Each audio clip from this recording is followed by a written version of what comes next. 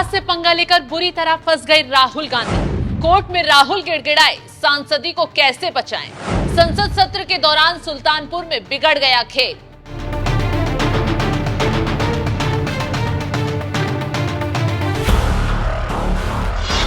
नमस्कार, आप देख रहे हैं एनएमएफ न्यूज में आपके साथ शबनम। राहुल गांधी को संसद पहुंचे ज्यादा दिन बीते नहीं कि सांसदी जाने का खतरा जनाब पर मंडराने लगा है। हालात तो ये हो गए हैं कि राहुल गांधी रहम के लिए गिड़गिड़ाने कोर्ट पहुंच गए हैं, जहां से राहत नहीं बल्कि आफत ही गले पड़ी है। दरअसल ये सब हुआ है राहुल गांधी की बदजुबानी की वजह से। राहुल गांधी ने बीते दिनों अमित शाह के खिलाफ बयानबाजी की थी, जिसके बाद मामला कोर्ट तक पहुंच गया और अब नौबत ये आ गई है कि राहुल गांधी को कोर्ट से सजा भी मिल सकती है। अगर ऐसा हुआ तो न सिर्फ राहुल गांधी की सांसदी जाएगी बल्कि संसद में नेता विपक्ष का पद भी उनसे छिन जाएगा।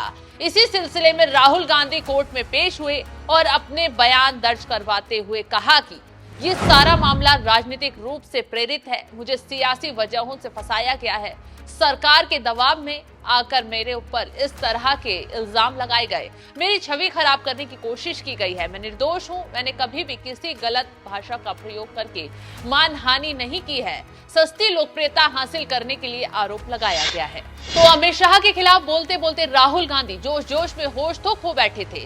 विवादित टिप्पणी राजनीतिक मकसद से खुद ने कर डाली, लेकिन जब कोर्ट का हंटर चला तो बयानबाजी कर रहे हैं कि उन्हें राजनीतिक एजेंडे के तहत फंसाया जा रहा है। खैर, वो तो कोर्ट तय करेगा कि उन्हें कैसे फंसाया गया या वो खुद अपनी बयानबाजी की वजह से फंसे। दोनों तरफ के बयान कोर्ट में दर्ज हो चुके हैं। अब इस मामले पर सुनवाई 12 अगस्त को होगी। इस दौरान दोनों पक्षों के वकील अपने अपने सबूत और गवाह पेश करेंगे, जिसके बाद कोर्ट अपना आखिरी फैसला सुनाएगा। तो उस फैसले में अब राहुल गांधी बचेंगे या फिर आगे तक फंसेंगे, ये जल्द साफ हो जाएगा। तो मामले की शुरुआत कहां से हुई, चलिए ये भी विस्तार से बताते हैं। राहुल गांधी पर क्या आरोप? 2018 में कर्नाटक विधानसभा चुनाव के दौरान राहुल गांधी ने अमित शाह के खिलाफ विवादित टिप्पणी की थी। राहुल गांधी ने बीजेपी अध्यक्ष को हत्यारा कह दिया था, जिसके बाद राहुल गांधी के खिलाफ बीजेपी नेता विजय मिश्रा ने मानहानि का केस दर्ज करवाया था। कोर्ट ने राहुल गांधी के खिलाफ दिसंबर 2023 में गैर जमानती वारंट की प्रक्रिया शुरू की थी।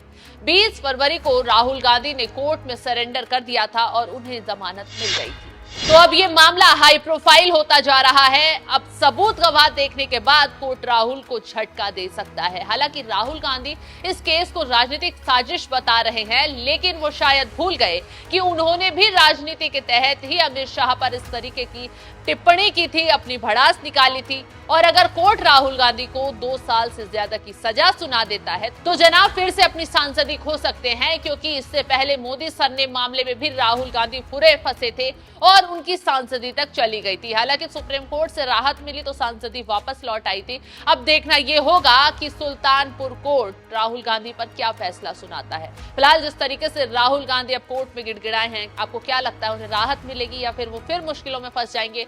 कमेंट बॉक्स में अपनी राय जरूर बताएं। पूरा मामला ये है कि राहुल गांधी जी 8 मई 2018 को बेंगलुरु के प्रेस कॉन्फ्रेंस में और राष्ट्रीय अध्यक्ष भाजपा के और गृह मंत्री माननीय अमित शाह जी पर अभद्र टिप्पणी किया था, उनको हत्या का अभियुक्त बताया था।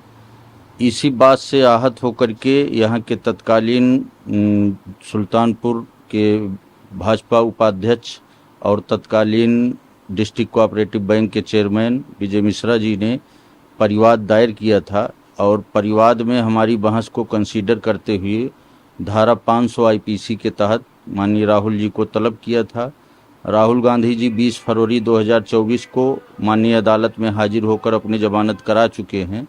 चूँकि पत्रावली बयान मुल्जिम में है और बयान मुल्जिम में वो कई पेशियों से हाजिर नहीं आ रहे थे, हमने उस पर कड़ा ऑब्जेक्शन किया और हमारे ऑब्जेक्शन को कंसीडर करते हुए आज के लिए ऑनरेबल कोर्ट ने उनको तलब किया है।